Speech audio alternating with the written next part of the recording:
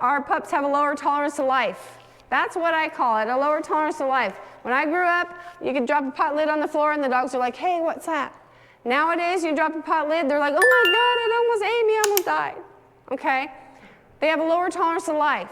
So we have to build their tolerance to life and build that resilience. Okay? So they're happy because besides being a liability and maybe biting somebody or yourself, okay, they also need to be happy. How many of you guys have ever suffered anxiety? Ever? Okay? How's that feel? Wonderful. Yeah, I know. Feels like crap. Okay? Your dogs, unless they're in their own home and nobody else is coming over, they're feeling that all the time. Okay? And so they're not happy. And you know what? That raises their cortisol and their adrenaline, and it lowers their autoimmune system.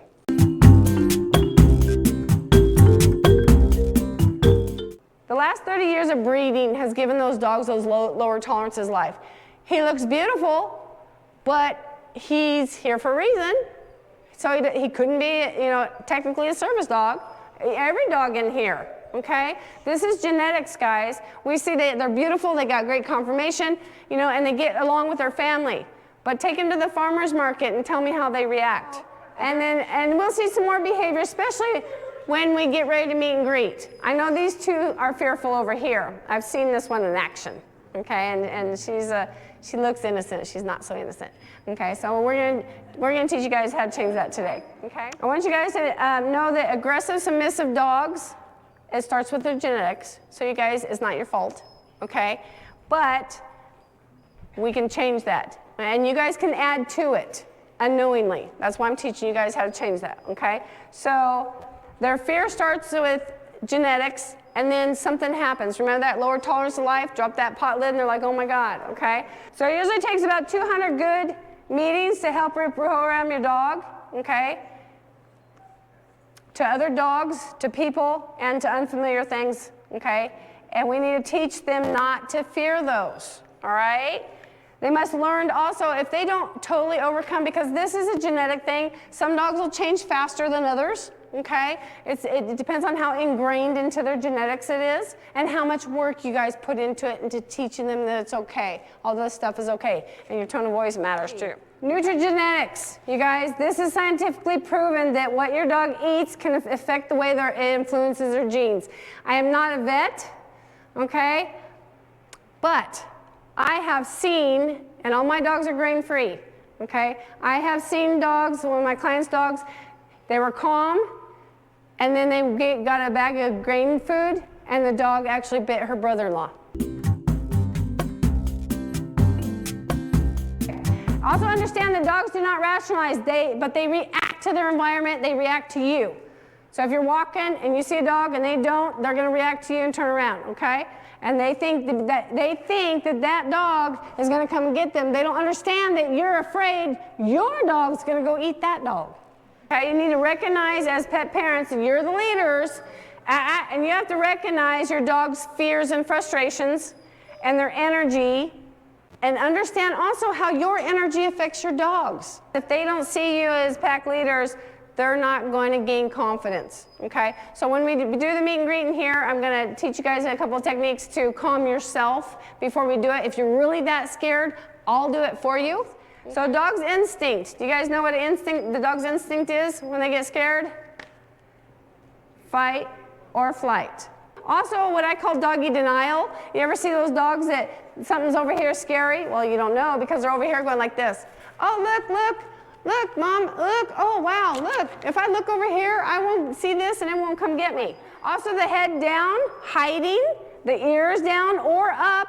You guys gotta remember, you gotta take in the breed into consideration. If they're a Basset and their ears are always down and then they kind of perk up a little bit and they're alert, okay, that's something to look at. If her ears are up all the time, then that wouldn't matter, but maybe if she put them back, lay them down, that would tell you, okay? Hair up on the back of their neck, tail down or tail up, or a wagging tail. You got to be careful because sometimes that tail wags, but it's like, I want to meet you, I want to know you, but I'm still scared. Okay, so you guys got to kind of watch the whole thing. all right? Trembling, cowering, excessive barking, growling, and most overlooked is the overjoy.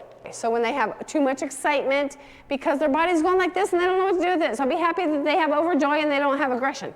Okay. Looking constantly at the dog parent or following you.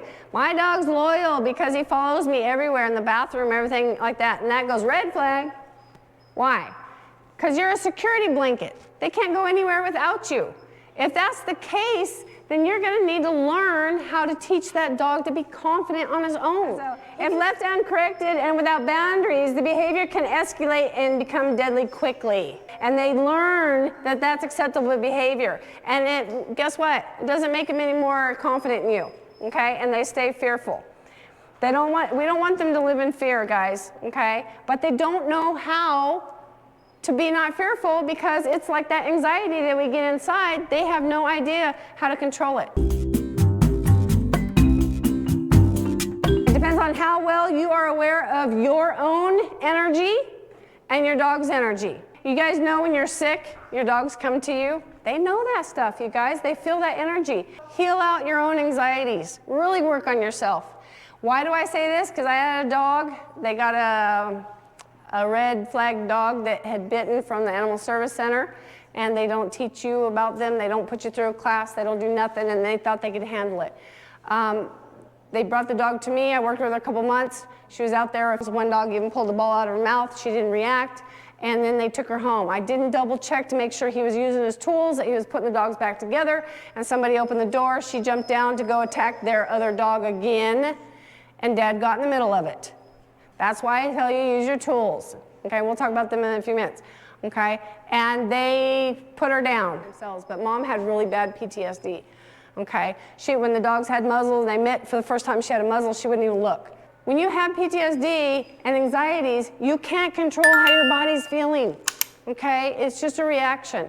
So the dogs can't either. So that's why I really tell you guys, it's a whole family thing, and the whole family has to be involved. Because if a dog, especially if they're an aggressive dog, okay, and you have two of you are setting the rules, but the other person isn't, that's seen as a weak link, okay? And that still has fear in the family, okay? So that dog may still not be 100%. When your dog is nervous like that, you guys, their cortisol's up and their adrenaline's up. Immune system's down, okay? And they're not living very happy. How do we change that behavior? We gotta increase their self-esteem. We gotta establish pack leadership for the whole family, all humans, okay? How do you do that? Energetically. You're not nervous and scared all the time. This happens even with the training. If you ask your dog to sit and you don't think they're gonna sit, guess what? Your vibration's kind of like this and they're like, yeah, whatever. You don't mean it, I'm not gonna sit. So you need to admit that sense of confidence and calm energy. There's also breathing and OMG, okay? So if you guys are nervous, it is scientifically proven. You take a deep breath, you hold it to 5 to 7 seconds, you release it, it will change peptides in your brain and calm you.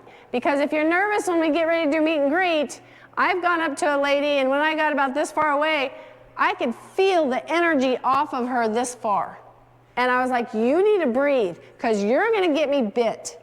Because your dog's feeling that energy, okay, and he blames it on me. Okay. So it's really important that you guys have that confidence, and that's what I'm here to teach you. So when you guys get really nervous and scared, take those deep breaths. Visualize a hula hoop coming down from top and pushing all that fear and you out. And if you can't calm it down, I want you guys to get pissed off, okay? Because if you don't teach your dog in a way that he understands, it might be his life, okay? And pissed off, okay, when you guys are scared, this is your energy, right? It's really erratic.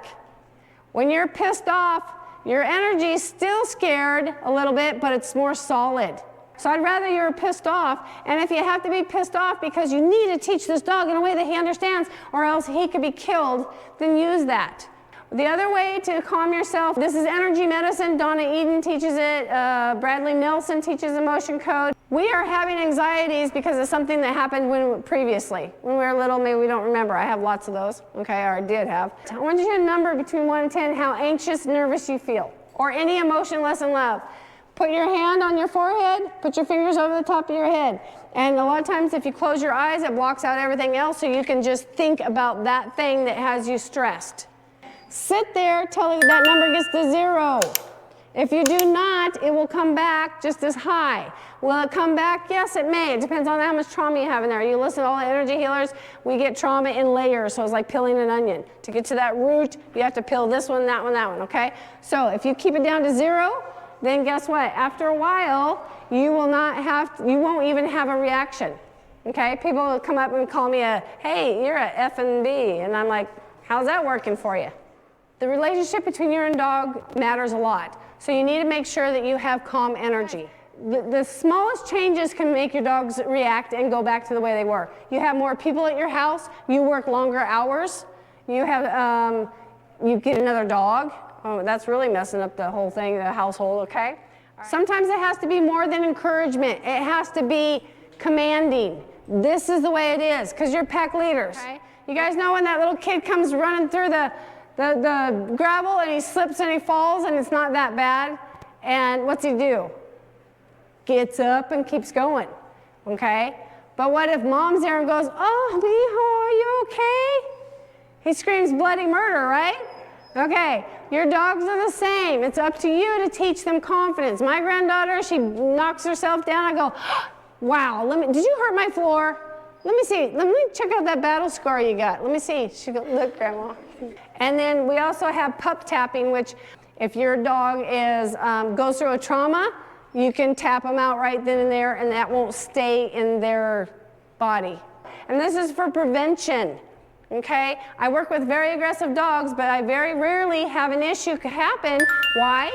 Because I prevent it by watching their language and their energy. And proper conditioning and reprogramming works for these guys. Guys, your dogs are amazing. They can learn bite control, how hard to bite, how soft to bite, how hard to play, so they're amazing.